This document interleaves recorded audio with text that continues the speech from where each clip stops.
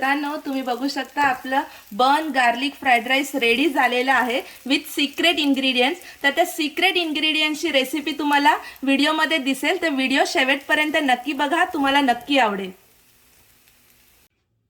नमस्कार मित्रांनो, मी काव्या केकेच किचनमध्ये तुमचं मनापासून स्वागत करते. तर आज आपण एक चायनीज डिश बनवणार आहोत ज्याचं नाव आहे बर्न गार्लिक फ्राईड राईस. खूप सुंदर, अगदी रेस्टॉरंट स्टाईल लागते. त्या घरी बनवली तरी सुद्धा त्याला एक रेस्टॉरंट सारखीच चव येते. तर चला लगेच रेसिपीला सुरुवात करूया.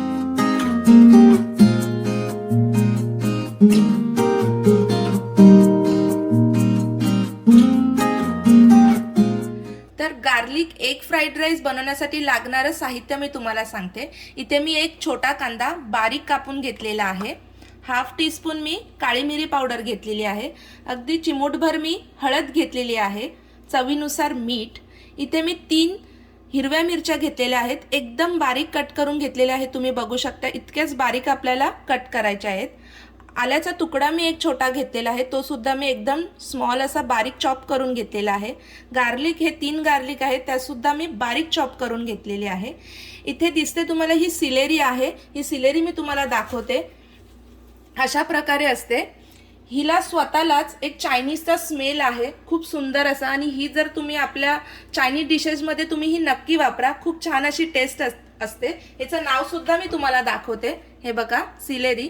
तर तुम्हाला जर मिळाली तर तुम्ही नक्की ही ट्राय करा.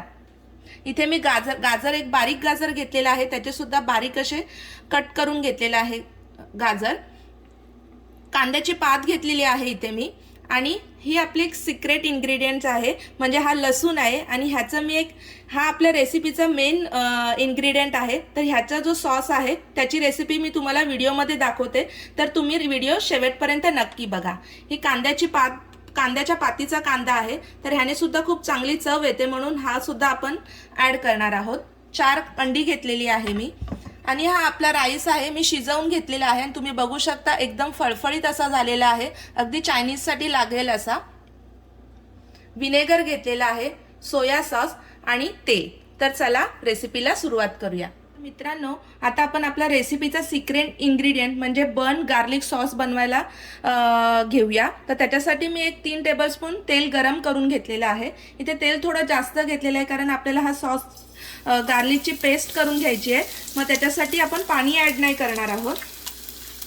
हा गार्लिक ऑलमोस्ट आपल्याला बर्न करायचा आहे, पण बर्न म्हणजे आपल्याला तो करपवायचा नाही आहे, अगदी लालसर असा क्रिस्पी असा करून घ्यायचा आहे. तर तो सतत हाय फ्लेमवर आपण हलवत राहायचं आहे याला. त्याच्यामध्ये मी 2 ते 3 थेंब विनेगर ॲड करते आणि पुन्हा आपण हे मिक्स करून घेऊया. तुम्ही बघू शकता लसूण असा आपला परफेक्ट क्रिस्पी फ्राय झालेला आहे, अजिबात करपला नाही आहे. तर मी गॅस बंद करते आणि थोडा थंड झाला की आपण ह्याची मिक्सरमध्ये एकदम फाईन पेस्ट करून घेऊया. तर मित्रांनो, आपला सिक्रेट इन्ग्रेडियंट्स म्हणजे बर्न गार्लिक सॉस रेडी झालेला आहे. मी याची फाईन पेस्ट नाही केली आहे, थोडा जाडसर असं ठेवलेला आहे, कारण जाडसर ठेवल्यामुळे तो खूप छान अशी टेस्ट देईल आणि स्मेलसुद्धा खूप छान येईल. तर चला पुढच्या स्टेपला सुरुवात करूया. मी आपल्या चायनीज कढाईमध्ये तेल गरम करून घेतलेलं आहे. आता ह्याच्यामध्ये आपण आपली एक अंडी ह्याच्यामध्ये फोडून घेऊया.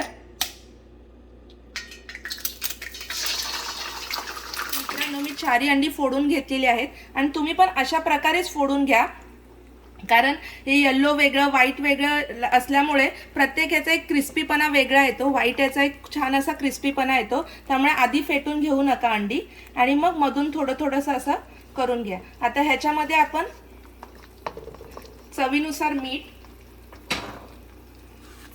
मीठ,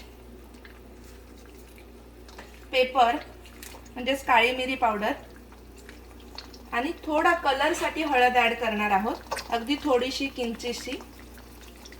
आणि मग ह्याला एक थोडंसं घट्टपणा आल्यावर आपण त्याला एक स्क्रॅम्बल्ड एग सारखं मिक्स करून घेऊया. हे बघा, असं हळूहळू वेगवेगळं आपण व्हाईट वेगळा येल्लो वेगळा मिक्स करून घ्यायचं आहे. तुम्ही बघू शकता मित्रांनो, अशा प्रकारे आपल्याला अंडी फोडून घ्यायचे. एकदम बारीक करायची नाही आहे, थोडी मोठी पीसेस ठेवायचे त्याचे, कारण नाहीतर मग ते एग फ्राईड राईस खाल्ल्यासारखा आपल्याला चव येत नाही. त्याच्यामुळे थोडे जाडसरच त्याचे पीसेस ठेवायचे। आणि तुम्ही बघू शकता हे आपलं स्क्रॅम्बल्ड एग रेडी झालेलं आहे।